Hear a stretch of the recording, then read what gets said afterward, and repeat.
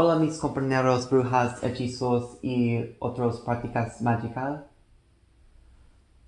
Mi nombre es Aiden, and welcome to my channel. Happy Hispanic Heritage Month, by the way. Please correct me on my Spanish if it was not correct.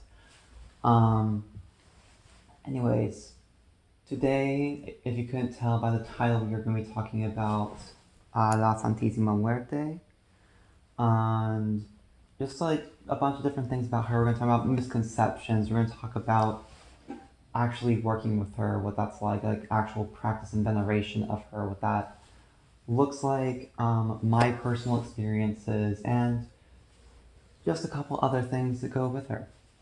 It's going to be all about her. I've been wanting to make this video for a long time, and yeah, let's just break right into it. So who is La Santísima Muerte? Well, she's a folk saint from Mexico. She is deaf. We'll just get right into it. She's deaf. She is known as La Santísima Muerte, the Most Holy Death, or Santa Muerte, Holy Death, a bunch of other names, but you get the gist of it. And she is a folk saint, so that means she's not officially recognized by the church. In fact, the church actually really doesn't like her. Fun fact. The church is very against La Santísima Muerte. They don't really like her for a lot of different reasons, and we'll get into those in a little bit. But she is very well beloved by many people all over the Americas, not just in Mexico. She's moved, I don't know so much about Canada, but I know she's moved into America, especially the southern USA. She's moved throughout South America into a few different traditions. But overall, she's very well beloved by many people. In her cult, this is referring to the people who religiously worship her. That's not like cult in the way that many of us think of it today. Her cult is very vast and very wide, and there's a lot of people in it. There's no official doctrine of her, though. There's no official Bible of La Santísima Muerte. There is no official guidelines, rules, priesthood, ordinationship, whatever for her. There are groups that do that. There are books that are called La Biblia de Santísima Muerte, and things like that. Things that are called the Bible of Santa Muerte and things like that. But it's not an official codified thing. There's no hard set rules. There's just traditions. There are traditions that have been upheld for a long time that we just kind of have adapted and grown through, and that represents the core of the practices of Santísima Muerte. So if she's so well beloved, why is she hated by the church? Well, it's very simple. She is deaf, and because of that, she's accepting of everyone. Regardless of who you are, gay, straight, trans, cis, black, white, whatever. She does not care who you are. She will accept you into her arms. And that is dangerous because that means she accepts everyone, not just the good people, but including the bad people. A lot of people associate her with the drug cartels, and a lot of the less savory things associated with the drug cartels. She is very much associated with that, and being deaf, she is also, deaf. No real safe way to put that, no real soft way to put that. She is deaf. And the church doesn't like that. They're not really fond of people worshiping death, and especially not really fond of worshiping a saint who's associated with drug cartels. So they kind of officially separate themselves from her. That's also put a lot of struggles on people who do venerate her, because of her associations with the drug cartels. A lot of media and a lot of press really don't like her. They kind of demonize her. They really stigmatize her, and they really put her in a negative light. They also will overhype things, and they will put on the news things about her, sensational stories, oh, there's this human sacrifice on Santa Muerte. He's an evil demon, and stuff like that.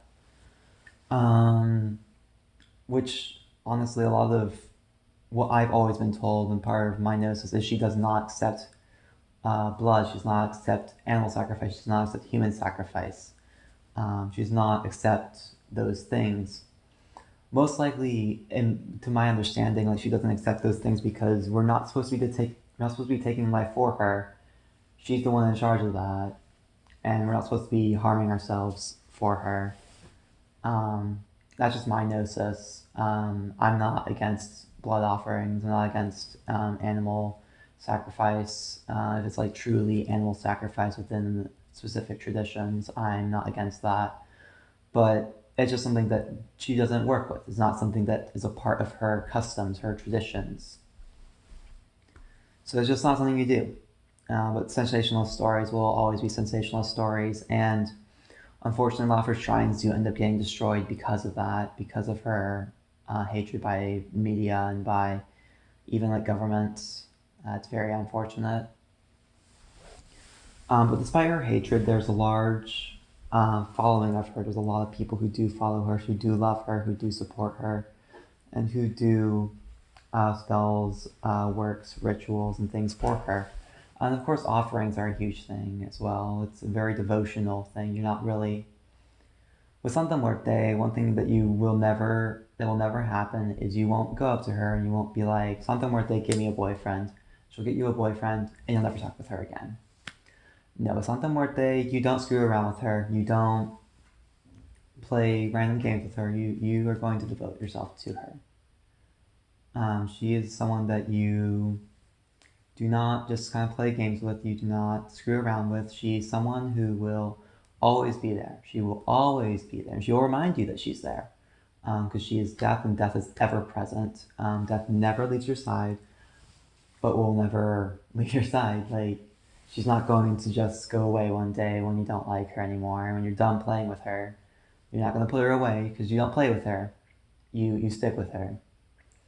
And that's something that's really important to note, is that she is for everyone, but not everyone is for her. Not everyone is ready for her. She's not someone who you should just invite for one-time thing. Like, you don't just call upon her one time because you want to do one thing. Now you're inviting her into your life, and she will get stuff done. She will make stuff happen. She is probably one of the best spirits to go for that, in my experience. She will make stuff happen, and she will get you what you want, get you what you need, really. She's often called the godmother. She's like this figure who's like in your family. Like she's like really a familial spirit to me.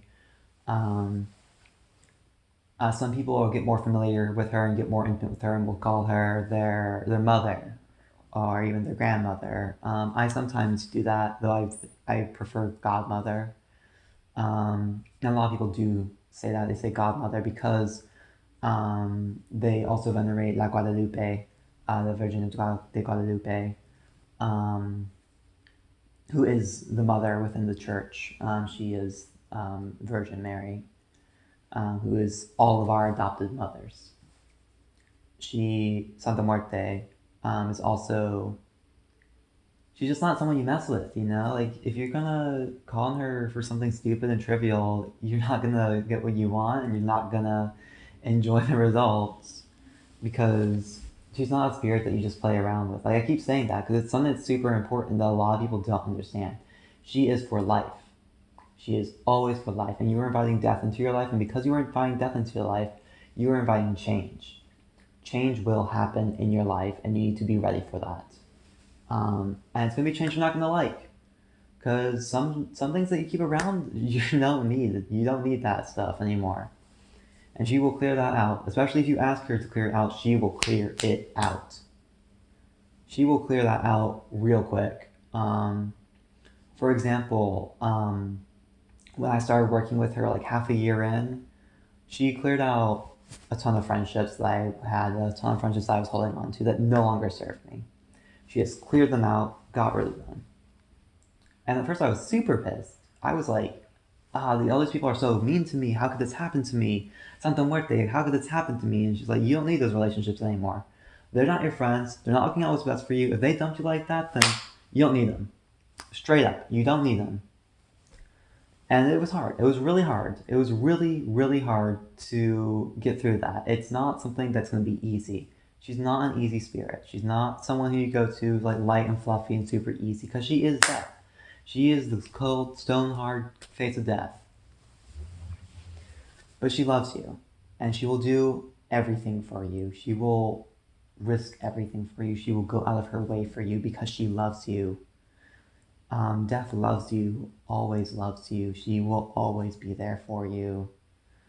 But yeah, I'm kind of rambling about my experiences. But this is like just kind of like important things to know, because you mess around with her. You don't mess around with her. She's gonna come in and you're gonna love her and she's gonna love you. And it's gonna be a fantastic relationship, but you gotta put in the work, the effort, and everything else. And when you do invite her into your life, you want to know what to do first. So some important things to know is that you don't technically need an altar. I didn't technically have an altar when I started out. I had a space that I set up in the local forest, but you don't need an altar. And sometimes when I go back home, I don't always have a real altar set up because living situations. But things that if you want an altar that you should have, you want some representation of her. I have statues of her. Some people will just have a skull, like a painted skull, whatever kind of skull you can get your hands on. Some people will have just paintings of her. They'll like paint a picture of her and draw her up, and they'll put her on the altar. Like whatever you can have that represents her, you can put that on the altar. And then you want an offering, like a space for offerings. And a really easy offering that anyone can give is a glass of water, or just water, period. Just give her water, bowl, glass, whatever you got. She is a spirit of need. She's not some fancy ceremonial spirit who like you need to have a billion things on your altar for. No, she's a spirit of need. You have what you have and you do what you do. You do what you can.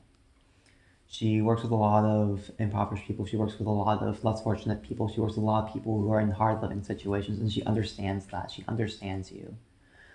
But she is effort and she is work, and you do have to put that in. But those are like the basic things that you really need if you want an altar.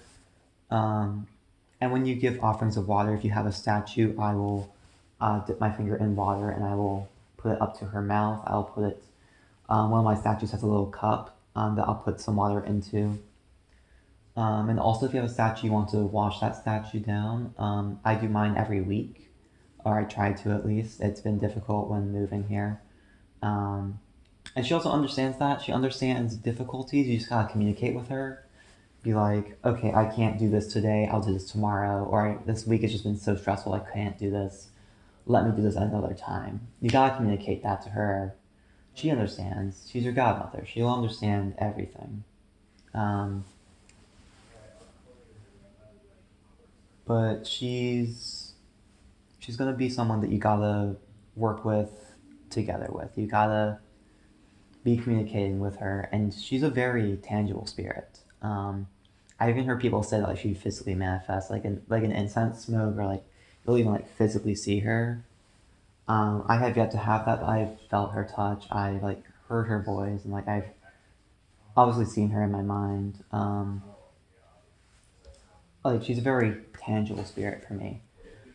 Um, she's someone who you will always see everywhere as well. She appears constantly throughout your life. She will never just disappear one day. I've never had her leave her my side.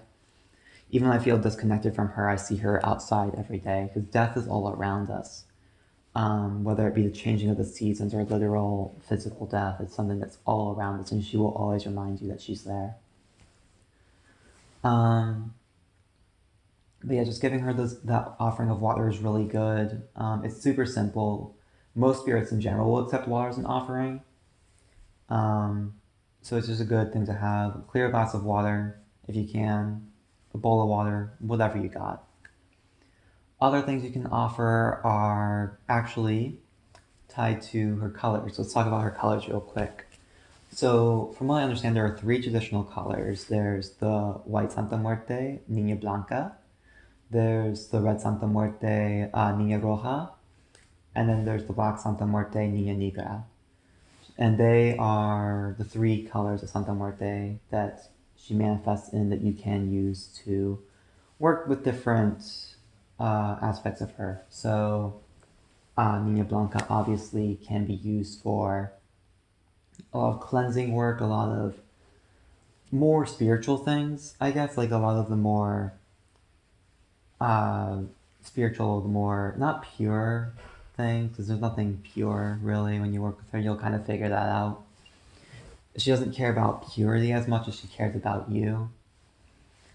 She will always help you get to a better spot, though. She will always try to get you into a better spot, no matter what. She will never leave you complacent in just one space.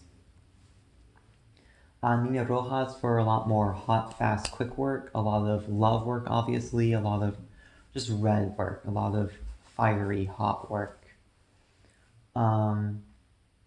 She's used for that aspect. And then Niña Negra, she is used for death, a lot of death work, a lot of passing on work, a lot of spiritual work on more the other side.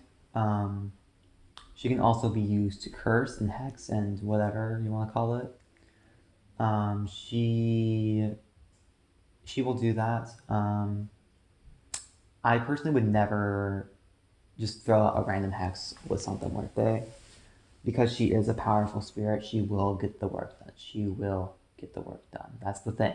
When you call on her, she will get the work done. No matter what. And if it's something you really want, you gotta know that you really want, because she will make you want it. Like, if you want that boyfriend, you will want that boyfriend. If you understand what I'm saying. There's a lot to talk about with Santa Muerte. I might end up making more videos later on, because I know I'll miss something. But then there's also the 7 colors of Santa Muerte, which are a full rainbow. I have not memorized all of them, but the ones that I do know and work with off the top of my head are Niña Violeta, the violet or purple Santa Muerte. She is good for divination, all things relating to the psychic senses and the more that side of spiritual things. She's a very spiritual spirit. I mean, obviously. But different aspects of her work with different aspects of spirituality. So Niña Violeta is a lot more the psychic side, the dream side as well. If you want dreams from her, you would probably want to call upon Niña Violeta. Niña Verde, the green Santa Muerte, is actually associated with justice working. She's good for law work, justice work, things like that. I've worked with her for certain workings relating to justice. Niña Dorada is the golden Santa Muerte, who is money and wealth and all that glitters. She's very good for those types of things. Then there's the 3 that we already mentioned, Roja, Negra, and Blanca. And then there's blue as well. I also can't remember what blue's for. Because I don't work with the blue Santa Muerte that often. Or at all, really. And then there's a couple other offshoot colors, like there's rose or purple Santa Muerte, pink Santa Muerte, Niña Rosa. I associate her more with like the romantic side of things, romantic platonic side of things, whereas Roja is more the passionate side of things, the more sexual side of things. But can also be used for a ton of like hot work. If you're familiar with that term. If not, ask me in the comments. I can explain that to you. Other things that she's associated with. There's the Money Muerte. Money Muerte, which is like Santa Muerte in a money robes, completely made out of money, dollar bills, $100 bills. She's obviously used for money. Santa Muerte is often called upon for money troubles. Just in general, she's called upon a lot for money troubles because She's just a very powerful spirit, and can get you what you need. She'll get you what you want as well. So if you need money, call upon her. She will help you out. But yeah. Offerings, back to offerings. I keep jumping around. So things tied to the colors of Santa Muerte, like the color flower for those specific aspects, we want to offer those. I offer money oftentimes, and I will give that money back to her, as in I will buy something using that money, or I will give it to charity, or I'll give it to the less fortunate in general, like directly to a homeless person I might see on the street. Um, and then there's also like apples, fruits that are associated with the colors of Santa Muerte are pretty good, or things that correspond to what those aspects rule over are also good. It's kind of just depends. You kind of feel it out. I like to offer honey apples, like apples split in half with honey on top of them. I might sprinkle some cinnamon on as well. I like to offer those alongside water, money. I do a lot of art for her. I love doing art for Santa Muerte. And then I will also do devotional prayers. I write a lot of prayers to her. I pray to her very often. Here's a spell that's also an offering.